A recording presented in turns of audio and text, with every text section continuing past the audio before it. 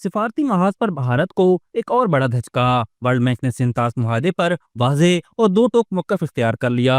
नाज़रीन, Pahalgam fast track operation में भारत को जो इबरतनाक शिकस्त हुई, उसके बाद बौखलाहट में मोदी सरकार ने सिंतास मुआहदा एक तरफा तौर पर मुअत्तल करने का ऐलान कर दिया था, मगर अब भारत का यह हथियार भी उसके हाथ में ही नकारा हो चुका है। आलमी बैंक के सदर अजय बंगा ने सीएनबीसी को दिए गए एक हालिया इंटरव्यू में वाज़ेह तौर पर कहा है कि सिंतास मुआहदे को एकतरफा तौर पर मुअत्तल करने की कोई गुंजाइश मौजूद नहीं। उन्होंने मजीद वजाहत की कि ये मुआहदा सिर्फ दोनों फरीकैन यानी पाकिस्तान और भारत की बामी रजामंदी से ही खत्म या तब्दील किया जा सकता है। वर्ल्ड बैंक के सदर ने यह भी कहा कि आलमी बैंक का किरदार सिर्फ एक सहूलतकार का है, फैसला साज का नहीं। नाज़रीन, ये भी याद रहे कि ये तो भारत का महज एक प्रोपेगेंडा ही है कि वो सिंतास मुआहदे को खत्म कर सकता है, क्योंकि जमीनी हकीकत ये है कि ना तो भारत के पास कोई ऐसा मैकेनिज्म है कि वो पाकिस्तान का पानी मुकम्मल तौर पर रोक सके, और ना ही ऐसे डैम्स या रिजर्वायर्स हैं जिनमें वो पाकिस्तान के हिस्से का पानी जखीरा या ब्लॉक कर सके। ज्यादा से ज्यादा भारत सिर्फ इतना कर सकता है कि वो पाकिस्तान के साथ इंफॉर्मेशन शेयरिंग को रोक दे, लेकिन ये कदम भी भारत की बैनुल अक़वामी साख के लिए इंतहाई नुकसानदेह साबित होगा, खासतौर पर जब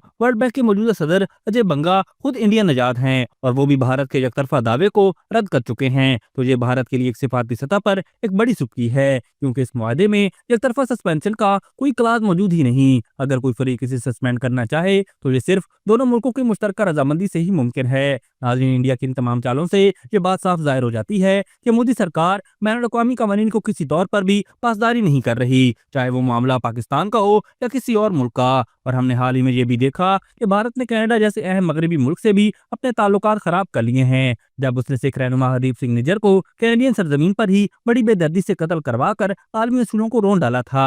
अब दुनिया के सामने ये बात यहाँ होती जा रही है कि आलमी सतह पर भारत का जवाल शुरू हो चुका है और पाकिस्तान मुसलसल निखर कर आलमी मंजरनामे पर उभर रहा है।